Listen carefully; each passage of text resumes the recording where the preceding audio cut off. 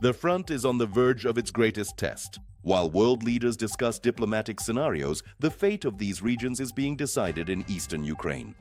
According to the latest reports, Russia has come dangerously close to capturing 3 key cities that form the backbone of our defense. What will happen if these strongholds fall? What plan has the General Staff prepared to stop the enemy's advance? And why could the next 48 hours prove decisive for the entire year 26? Now we will analyze the battle map, which leaves no room for illusions. Watch until the end. Everyone needs to know this. Well, you'll find more information in our report. My name is Yevhen Sirov. This is the Glavrid channel. Subscribe and give us a like. Let's get started. The media, citing reports from analysts and war correspondents, highlight 3 critical directions. The first is Pokrovsk. It is the largest logistics hub, and its loss would cut off the main railway and road routes that supply our troops in the north of the region. The second is Myrnohrad, a city on commanding heights. If the enemy secures a foothold here, the entire Kramatorsk-Sloviansk agglomeration will come under direct fire. And third, in the Zaporizhzhia region, Huliaipole.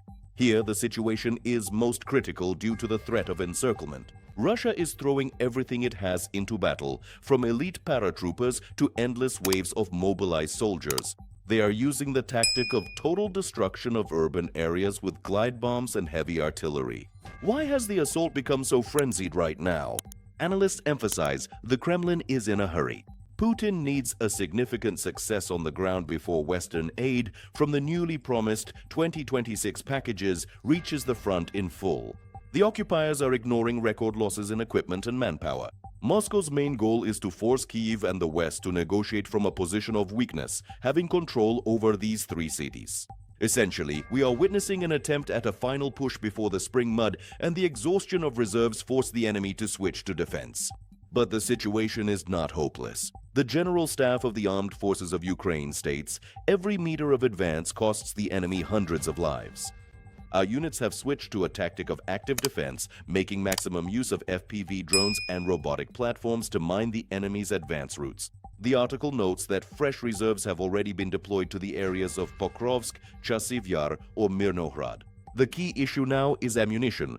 If the artillery receives the necessary amount of shells, the supposed proximity to capture, as claimed by enemy propaganda, could turn into yet another disaster for them at the walls of Ukrainian cities.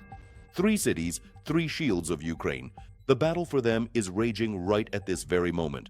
We must understand, the situation is extremely difficult, but our soldiers are accomplishing the impossible.